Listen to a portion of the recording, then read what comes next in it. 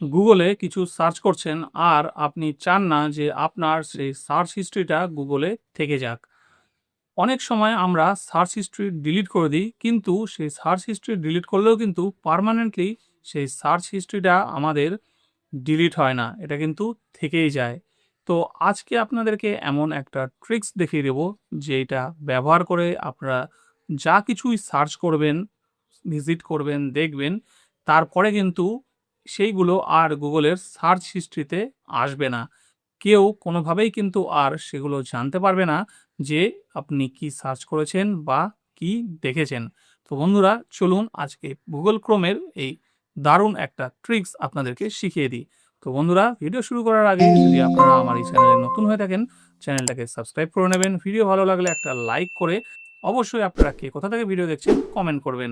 তো চলুন শুরু করি আজকের ভিডিও। সো ফ্রেন্ডস, প্রথমে আমরা ক্রোম ব্রাউজারটাকে ওপেন করব। ওপেন করার পরে দেখুন, আপনাদেরকে আমি দেখাচ্ছি আমার সার্চ বারে টাচ করলে এখানে কিন্তু সার্চ হিস্ট্রিতে কিছুই শো করছে না। ঠিক আছে, পুরো ব্ল্যাঙ্ক সার্চ হিস্ট্রি। এবার আপনাদেরকে একটা কিছু সার্চ করে দেখাচ্ছি। ধরুন আমি এখানে রয়্যাল এনফিল্ড লিখে সার্চ করলাম। ঠিক আছে, রয়্যাল এনফিল্ড লিখে সার্চ করলে দেখুন রয়্যাল এনফিল্ডের এরকম ডিটেলস চলে এসছে। এবার এখান থেকে ব্যাক করলাম। ব্যাক করার পরে যখন আমি সার্চ বারে টাচ করব, তখন কিন্তু আমি এই যে রয়্যাল এনফিল্ড সার্চ করেছিলাম, এটা কিন্তু আমার হিস্ট্রিতে চলে এসছে। এরকম যত সার্চ করব সব চলে আসবে। কিন্তু আপনাদেরকে দেখাবো এমন একটা ট্রিক্স, যেখান থেকে আপনি যখন সার্চ করবেন তখন আর কোনো কিছু এই সার্চ হিস্ট্রিতে আসবে না। কোনোভাবেই গুগলের সার্চ হিস্ট্রির মধ্যে কিন্তু আপনি কি সার্চ করেছেন তা আসবে না। তো সেটা কি করে করবেন?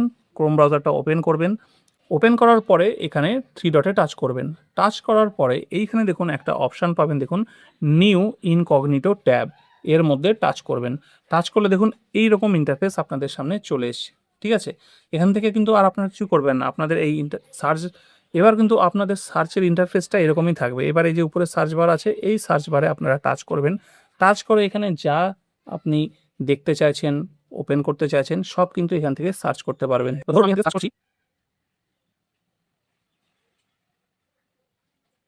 ইন্ডিয়া ফেমাস প্লেস লিখে সার্চ করলাম। এখানে সার্চ করলে কিন্তু দেখুন নর্মালি যা যা কিন্তু যেইভাবে সার্চ হয় সব কিছু কিন্তু ডিটেলস এখানে এরকম চলে আসবে। ঠিক আছে, সব চলে এসছে।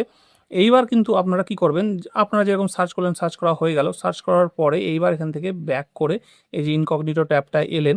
আসার পরে কি করবেন, আবার এখান থেকে ব্যাক করবেন। ব্যাক করলে ক্রোম ব্রাউজার কিন্তু বন্ধ হয়ে গেল। আবার যখন ওপেন করবেন ইনকগনিটো ট্যাবেই ওপেন হবে।